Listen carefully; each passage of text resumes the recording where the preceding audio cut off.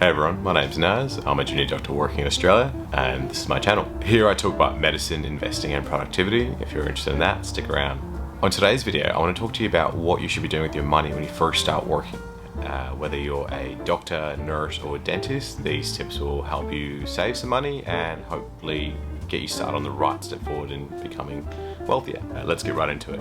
A quick disclaimer, this isn't financial advice. I'm not a financial advisor. This is just information that I wish I was told when I started out because it's quite useful. My first tip is actually about your first paycheck and about actually having some money saved up so that you can support yourself before that first paycheck arrives.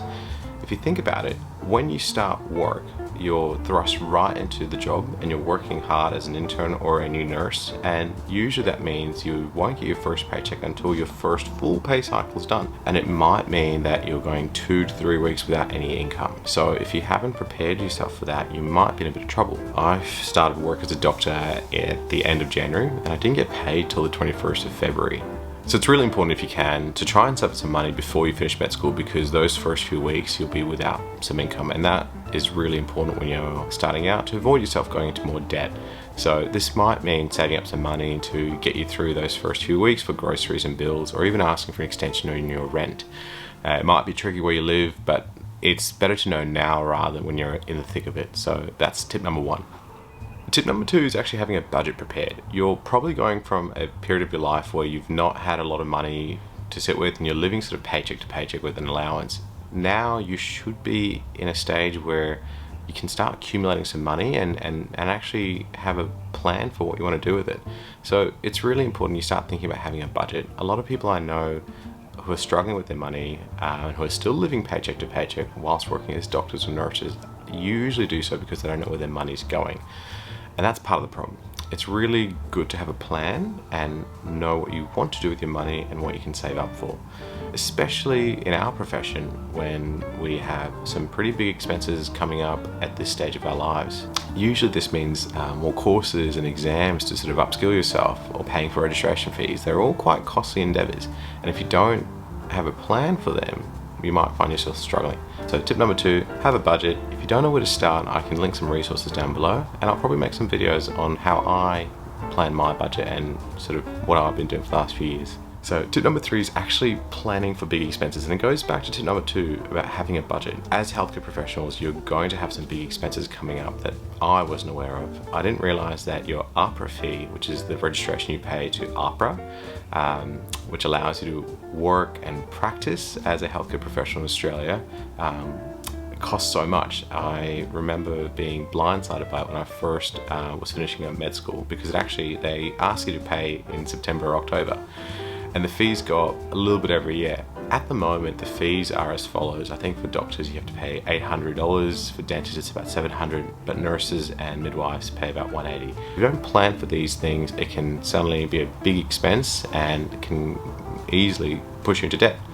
I know for doctors, to get ourselves moving to the next steps of our career, we have to do things such as upskill ourselves through courses and exams.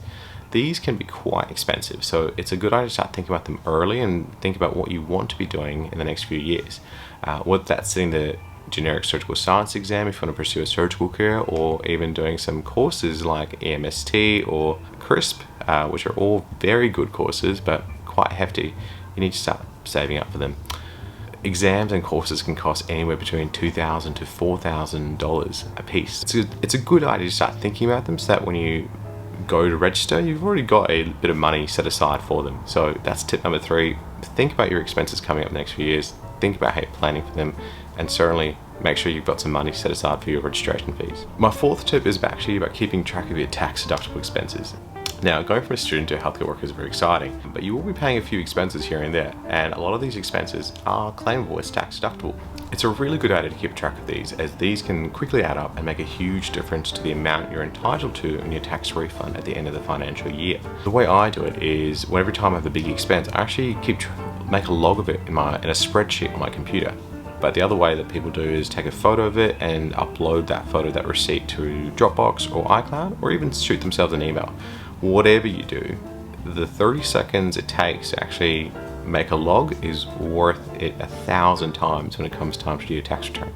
So that's my fourth tip. It's keep track of these tax deductible expenses that are going to be new and accruing. I'll make a video on all the tax deductible expenses that I know, that I claim, and see if they're relevant to you. My fifth and final tip is actually checking your payslips. Payslips are something that you have to get used to looking at. They're notoriously difficult to read. I've only started looking at my payslips in the last year, and I'm kicking myself for not doing it sooner. Every time I look, there's always one small error that's there that I have to email them about and actually chase up. And usually it's a couple of hours here or there, or they're not paying me penalty rates.